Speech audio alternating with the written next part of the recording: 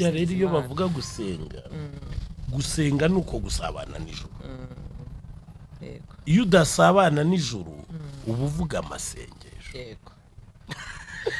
Nibyo noneho kuvuga amasengesho ubwo ngiye kugaruka kuri domene yanjye ntacyo shitani biyitwara nayo yazikagufasha mukayavuga we ariko gusenga niyo waba wicariye gutya gusa ugatekereza Imana nizaba ziri hariya hakurya zahita ziruka kuko zo zihita zibona amabombe kuko hari connection ibaye hagati yawe n'Imana. None ya connection kuri shitani zari umuriro. Yego. Yewe.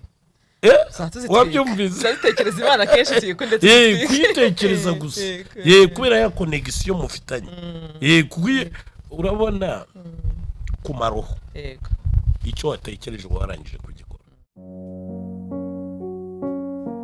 Nawe waba umutagatifu. Erega nicyo wahamagariwe. Niki twakwigira kuba tubanjirije? Ibuka igihe ubatizwa. Kuva ubu no mu bugingo bw'iteka ubaye urugingo rwa Kristo, we musaserdoti, umuhanuzi n'umwami. Ngaya amagambo wavugiweho. Muri batisimu wagizwe ikiremwa gishya, wambikwa Kristo. Ese itara ryawe riracyaka? Ese umwambaro wawe urakererana? Humura, garukira Imana. Abatagatifu n'abanyabyaha bababariwe. Akira Kristo. Ikiganiro ibirari by'ubutagatifu mukigizwa na Beata Mukarusanga, umukristo wubasa urugo.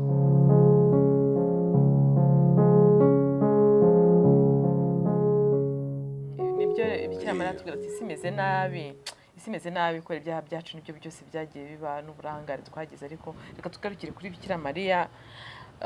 Tuvuga muri uko kwezi kwa Rozari turimo kwezi kwa 10 dushobora niki twakora wenda bikeze no kwezi kwa Rozari tuvuga Rozari nibyo, ariko ngira n'umwanya wo gukuza umubano na Bikira Mariya mu ntambara turwana umunsi ku wundi kugira ngo twitagatifuze. Utubwira urugendo wakoze umva ko Bikira Mariya afite uruhare runini cyane mu rugendo, kandi iyo nsomye ngize amahirwe yo gukunda gusoma ubuzima bw'abatagatifu ubusanga Bikira Mariya afite uruhare runini cyane, ndetse no muri kiganiro byose gukora kuri mutagatifu Yohani Bosco Bikira Mariya akunze kumwereka amabwira ati ndutabara abakristo, amwereka tubara ko ari we uzamufasha mu rugendo yari amushinze, mu butumwa yari amushinze. Rero nagira ngo tumuharire akanya muri kiganiro nawe Faustin, Rozari mu rugendo rwawe hari ikivuze? Rozari abantu bamenye ikivuze isi yararibaye paradiso. Kuko kugira ngo uvuge Rozari ugomba kuba uzi uyibwira. Yego. Nutasama mu cyaha. Yego. Ni nyina wa jambo. Uvuga ngo rero icyambere bundi mbere yo kuvuga Rozari, mbere yo kuvuga ishapure wagombye kubanza ukareba ukora icyo twakwita ngo acted of, ukabanza ugasubira mu kwemera kwawe uko ibyo ugiye gukora. Yego. Hari ibintu umuntu abura uko avuga. Uriya Yezu na Bikira Mariya ntitugeze tubemera, turabavuga ntitubemera. Tubazi igice cyane, turabavuga ariko ntitubemera. Ko ubwo bitumye ngaruka no kuko ntiwavuga Bikira Mariya ngo ureke kuvuga na Yezu. Buriya dufashe ari amavanjiri tukayishyira mu bikorwa, ubundi niko kwemera Yezu. Turamutse tubikoze isi yararibaye paradiso. Kandi Rozari ni ukuzirikana ubuzima bwa Yezu hamwe na Bikira Mariya. None ubundi si amavanjiri ubuzirikana.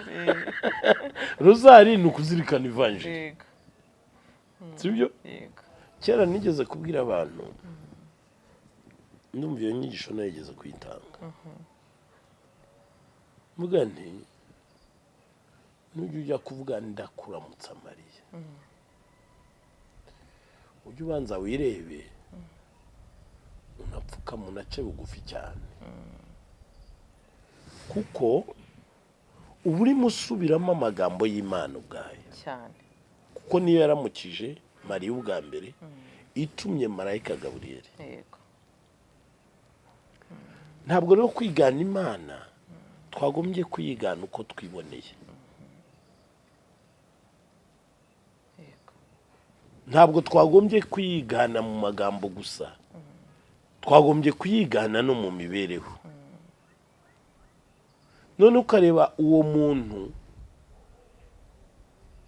reka mbivuge mbishyize mu kinyarwanda cyacu, uwo muntu Imana yagiye kurambagiza. yego aho nanjye ntakunda cyane ko njya kubwira abantu ariko mwe mukinisha umuntu Imana yagiye kurambagiza, Sibyo? ikamusaba uburenganzira, ikamusaba urukundo, n'uburenganzira kumukoreramo gushaka kwayo, ikamusaba ko babyarana. Erega biriya sinzi niba abantu babyumva. Oya biratangaje. Umuntu yagiye kurambagiza ikamusaba ko babyarana, ntabwo ari ukumutegeka, ni ukumusaba. Noneho reba ukuntu ababo busigaye bahagije ngo gutera ivi, bajyanye akarabyo, Imana ikajya gutera ivi itunye marayika. Umuntu Imana yatereye ivi, tubivuge mu mvugo wenda abubu bashobora kumva. Umuntu Imana yatereye ivi ugapfa kumuvuga uko wiboneye. Aha, urarya umwungu si bibamba, urumva? Kuko njye numva hari abantu bavuga ishapure Rozari ukumva ukuntu bayivuga, ariko bayibwira baramuzi. Kumva ngo barara ndakuramutsa Mariya ujene ibyo nabyo birahanze Faustin. Hari abantu nzi, hari abantu namenyanye nabo bambwiye ko bagiye bajya gusengera mu tugurupe tugenda tuvuka tukababonekerwa, tw'abantu bakora ibintu by'umwihariko runaka, ugasanga icyo bashyize imbere ni umubare wa Rozari kurusha uko kuko wagombye kureba ubwira kumva yuko ni umwamikazi w'isi n'ijuru. Mbere yo kumubwira ugomba kumuha icyubahiro. Ntabwo uko wabwira umuturage ariko wabwira umuyobozi w'umudugudu, sibyo? Uko wabwira umuyobozi w'umudugudu siko wabwira umuyobozi w'akagari, sibyo? Wabwira umuyobozi w'akagari siko wabwira umuyobozi w'umurenge, siko wabwira meya. François d'Assise we yajyaga ajya mu biremwa ngo akabonamo Imana, akatangira kuhimbira ibisigo, akasihimbira ngo masiyo la puru, ngo mushiki wanjye imvura, akayitaka cyane. Kuko nyine iyo wasabanye n'ijuru ibintu byose ushobora kubibonamo Imana, sibyo? Ushobora kubibonamo Imana, nta kintu na kimwe gishobora kukunyura imbere ngo cyoye kukwigisha Imana. Erega shenge buriya ngo buri byose yabishyizemo kamere runaka, bitubwira kuri kamere y'Imana. Tukabona ikirunga kirumbara ariko n'ubuhangange bwayo, ukabona ko kantu kanyuguruka, ukabona uburyo Imana itwegere kandi yiyoroshya muri twe, ukongera ukabona ubwiza bw'indabo, ukabona ubwiza bw'Imana, ukongera ukabona ubugwaneza bwa muntu muhuye mu nzira. Mbese buri kiremwa cyose kivuga Imana mu by'ukuri. Ni ukuvuga ngo iyo wasabanye n'ijuru nta kintu kikunyura imbere ngo cyoye kukwigisha iby'ijuru. Urumva? Buri inyigisho nyinshi genzi kura ku byo mbona, niriya vazi nshobora kuyireba ngakuraho inyigisho kandi nkayigisha ari y'Imana, bikagirira abantu akamaro, sibyo? Kubera iki? Kubera ko kugenda usabana n'Imana hari ibyo ugenda wumva ku buryo abandi ibintu byumva ku buryo abandi batabyumva, ukabibona ku buryo abandi batabyumva. Jessica mvuga ngo haba amasi menshi muri iyi si. Hariho isi y'abantu basenga bibera muri uwo munye. Amasi yo ntiwayabara. Ni menshi cyane. Ntabwo wayabara. Hakabaho isi y'abandi bantu bashishikajwe na business n'amafaranga, bakabishyira imbere cyane kurusha ibindi. Hari abandi n'iraha tubari tugezweho, hari amasi menshi n'ibiganiro byayo n'ibiki. Ariko no isi y'abari mu gushakashaka Imana niyo si nyine ikutuma ibyo ubona byose bigusiga. Burya rero iyo bavuga gusenga nuko gusabana n'ijuru. Iyo udasabana n'ijuru uba uvuga amasengesho. Yego. Nibyo. Noneho kuvuga amasengesho ubwo ngiye kugaruka kuri domene yanjye, ntacyo shitani biyitwara, nayo yazikagufasha mukayavuga we. Ariko gusenga niyo waba wicariye gutya gusa ugatekereza Imana, nizaba ziri hariya hakurya zahita ziruka, kuko zo zihita zibona amabombe, kuko hari connection ibaye hagati yawe n'Imana. None ya connection kuri shitani zari umuriro. Yego. Yewe wabyumvise dutekereza Imana kenshi tuyikunda kuyitekereza gusa kubera ya connection mufitanye urabona ku maroho icyo watekereje warangije kugikora nibyo iyo watekereje Imana iba yaje iyo watekereje gukora icyiza wagikoze dogo nukuvuga ngo hari ibintu abantu batarumva ku bintu by'Imana biroroshye abantu bivuga ibintu by'Imana birakomeye nigeze kuba abana ikizamini n'ubu ntibaransubiza kandi hashize amezi menshi kubera ko abantu birirwa bavuga ibintu by'Imana birakomeye ibya shitani biroroshye nabwiye abantu n'ubu nongeye kubibabwira wenda kuri channel yawe niba bikubwira uzabimbwire kuyange banze kubimbwira zibyo ndaga nti muzanshakire ibintu by'Imana bikomeye munshakire n'ibintu bya shitani byoroshye kugeza uyu munsi nawe urabinyereka ntawo byo wabona kuko Imana ni simple ni teroma simple niba ari ikintu cyoroshye ni ibintu by'Imana kubera iki mpamvu byoroha iyo wasabanye nayo nibikorera muri wowe ntuzi ubwo igikomeye n'igihe iyo wasabanye nayo niba ari ugusenga ni roho mutagatifu usenga muri wowe nanjye ibyo njya mvuga n'ubundi kugera njya kuvuga ngo gusenga ngo biravuna iyo uvuze mu izina rya Yesu hakora ububasha bwa roho mutagatifu ntabwo ari ubwawe sibyo nese iby'Imana bivuna ni ibiki kandi ari ibyikora ndabizi ko buri buke tukivuga reka tukigene ku musozo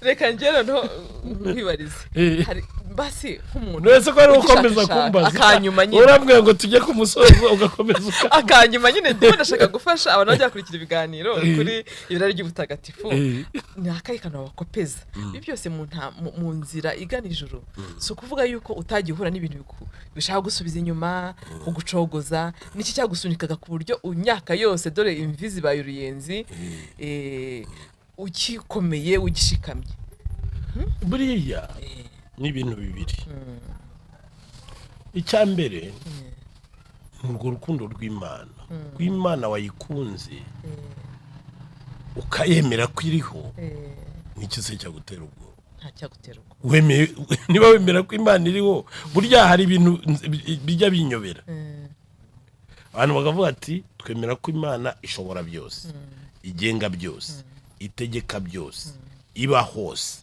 ibona byose sibyo niba Imana uyemera gutyo ukaba uzi ko igenga byose itegeka byose ibeshaho byose iba hose yumva byose ikabona byose ukaba uzi ko iyo Mana muri kumwe niki cyaguhungabanya niki cyagutera ubwoba nazabure banga umwami niwe rumuri rwanjye ni nawe mirukiro yanjye nagira ubwoba mbutewe n'ahande sibyo niki cyagutera ubwoba neza niki kirusha Imana ububasha icya kabiri cyo nagiye ngitoza n'abakarismatike kutagengwa n'amarangamutima niba hari ikintu nahanaguye mu bwenge bwa Faustin n'amarangamutima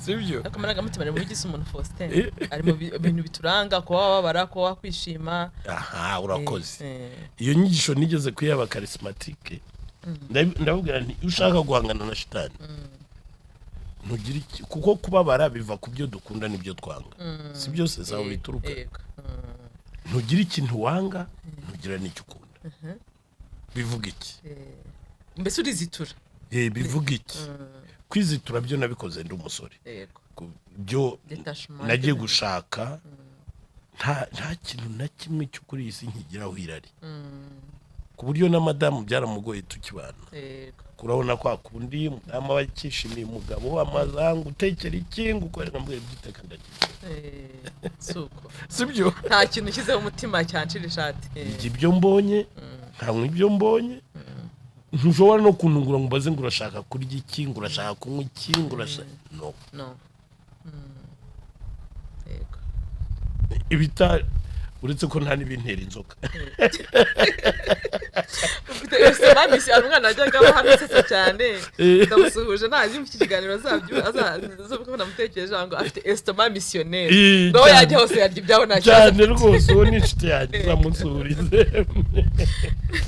ko nari kinera inzoga ibyo mbonye n'ibyo sibyo nigeze gutaha ntashye mvuye Kigali ubwa mbere noneho ngeze mu rugo mama mbonye arashyashyana baragura amavuta icyo gihe mu giturage kurya amavuta kugira ngo byari byoroshye barakaranga imiceri barakaranga ibintu byose baragira gute ndabihorera tugiye kurya noneho bararura bamaze kwarura mbwira mama ndashaka ibijumba bitogosheje n'ibishyimbo bidakaranze mwana wanjye se ubwo se wabimira ubwo se byamanuka ubwo se ararira ndavuga ariko nibyo nshaka ariko wabikoreye isomo ariko wabikoreye kugira ngo umuhe isomo ryo kutazongera kuvunwa nabyo cyane ko nabonaga ukuntu yavunitse